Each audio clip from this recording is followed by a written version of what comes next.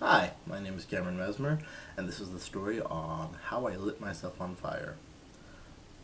It was a summer day, like kind of a church work day. We had some people from Masters Commission, I think in San Diego, over, and me being the spectacular guy I am, wanted to show off because I do magic and fire eating, and pretty much the most spectacular thing I do is blow fire.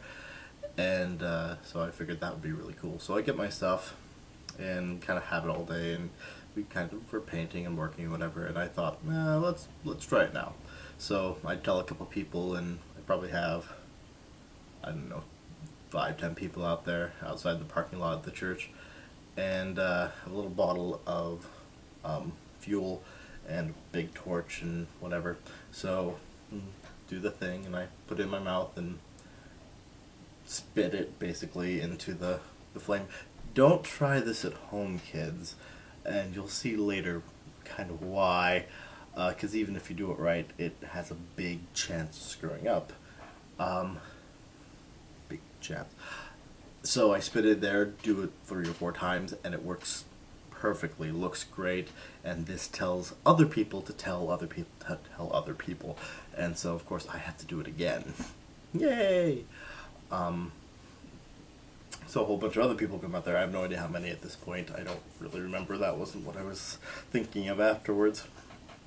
And so I get all ready to do it, and I do it a couple times. And I had a video camera. It was in the building, and nobody thought to do it. I've never got myself blowing fire on videotape, and this would have been the perfect time to do it.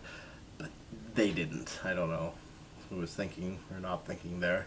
So I blow it 3 or 4 times. And the last time, and I want to stress the last time I did it, like the very last time I did it, I blow into it. And you gotta vaporize it as you're putting into it. This is not a instructional video, so don't do this. This is a what not to do, but you're supposed to vaporize it, kind of, and that doesn't look very cool unless you have fuel in your mouth and you're blowing into a flame, and then it looks cool. If you do a stream, the stream will come back and light you on fire.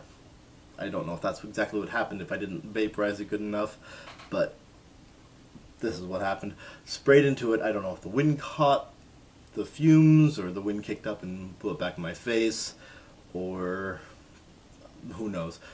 Came back, lit my face on fire, my cheeks and my forehead and my ears and my hair, probably some down here, and all the way.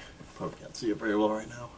All the way down my arm, and I posted a picture to show you kind of what the damage was. Really bad burns all up and down. So I am on concrete at this point. Yay for concrete! Don't really want to stop, drop, and roll on that. It had just rained recently, and there's grass 50 feet away or whatever. So I run on fire, and at that point there was somebody standing next to me with a bucket of water, and she was like a runner, and I'm guessing she's going to put me out when she has the bucket of water. But I run too fast because, hey, I'm on fire.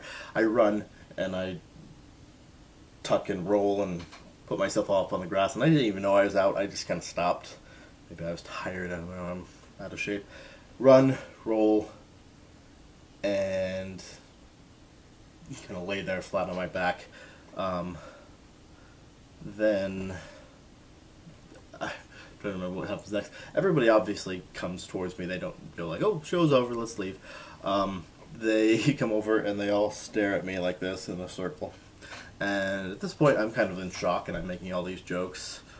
I don't even remember what they were, but apparently, when you have a traumatizing accident like that, you get kind of jokey. And I was making all these jokes, and nobody was laughing. It was kind of sad for me. I'm like, "Hey, guys, does anyone smell anything weird?" Or yeah, nobody flinched. They're like, "What are we gonna do?"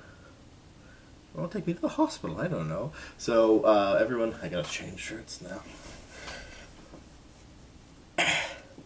I said in the car while we were waiting to go to the hospital that I have this shirt that says "I like fire," and this is the shirt that I have. I said I can't wear this anymore. So at this point of the story, I'm changing shirts to I do all my own stunts, and this is actually quite fitting for me. So we get in the hospital, go to the emergency room, and I'm walking in like straight arm like this. They thought I was in a motorcycle accident, which is kind of cool because I don't ride motorcycles. I'm not that cool.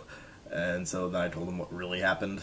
I had to tell the lady taking the paperwork or whatever. It's like, oh, you're dying. Let me take some paperwork. They're like, okay, so what happened? I put fuel in my mouth. Okay. And then I spit it into an open flame. And at this point, my dad jokes that they called a psych ward. I'm like, no, it's okay. I do this for a living. It's okay, sure. And yeah, so that's kind of it. They gave me some shots and bandaged me up, and it was like the worst sunburn ever. Next couple days later or whatever, I went to the doctor, and so they could check my burnout, so I wasn't gonna die from infection or whatever. And like I said, all this was skin just kind of melted off. And she's looking at it, and yeah, that looks pretty good. And then just rips all the skin off of my arm. All the skin that's just hanging there, just rips it off in mid-sentence with a towel or something. Like, oh, you got something on your arm there. Oh, wait, that's half your skin. I don't recommend it. So kids, if you're going to play with fire, don't. Pretty much. So, that's my story. Have fun. Don't play with fire.